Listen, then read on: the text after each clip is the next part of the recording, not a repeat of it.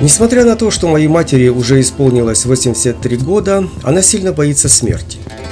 Во время воздушной тревоги она все время сидит в узком коридоре на кресле с выключенным светом, газом и водой. Когда объявляют тревогу, она никогда не выходит на улицу и не посещает близлежащий продуктовый магазин.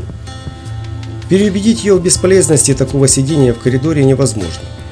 Хотя мать считает себя верующей и каждый день по нескольку раз молится перед домашними иконами, христианская догма о бессмертии души как-то не вписывается в ее веру. Она пытается поддержать свое здоровье разными таблетками, тратя на лекарства треть своей пенсии. Разговоры же о неминуемой смерти каждого живого существа ее сильно напрягают, и она просит сменить тему.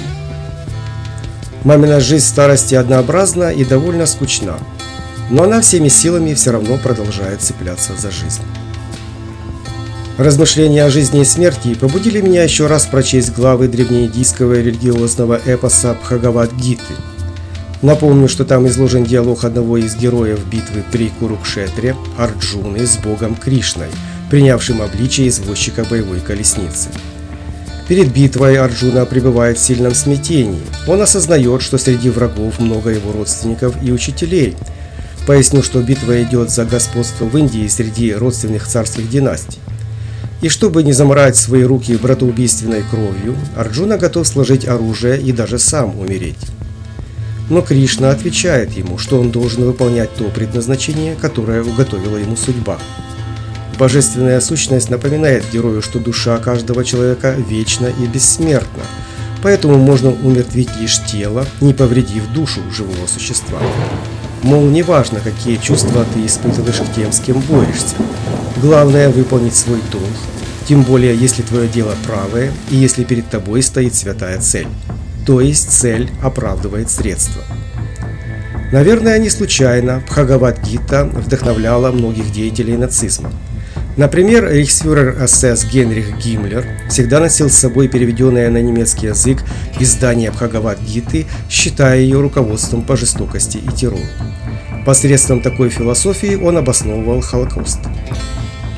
А главный создатель атомной бомбы Роберт Оппенгеймер, прочитавший Бхагавад-гиту в оригинале, называл ее основной книгой, сформировавшей его жизненную философию. После того, как Оппенгеймер стал свидетелем первого ядерного испытания в 1945 году, он после взрыва перефразировал один из стихов Бхагавад-гиты: «Я смерть, великий разрушитель миров, несущий гибель всему живому». Христианская вера тоже утешает страждущих и боящихся воскресением и вечной жизнью после смерти.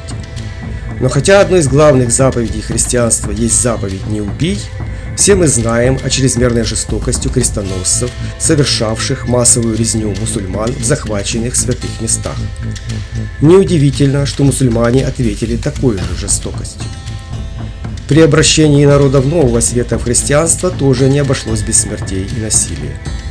А сейчас Русская Православная Церковь без малейших зазрений совести оправдывает кровавую войну в Украине. Точно так же, как делали нацисты. Почти так. Оправдывая массовые убийства людей великой целью, человечество скатывается в бесконечные войны на истребление всего людского рода. Ведь противоположная сторона тоже считает себя правой и тоже приписывает целям войны особую святость. А что вы думаете по поводу жизни и смерти? Так ли уж важна твоя конкретная жизнь? Так ли она бесценна? Но всегда помни об одном: если ты не ценишь жизнь другого человека, будь готов к тому, что другой человек тоже не станет ценить твою жизнь.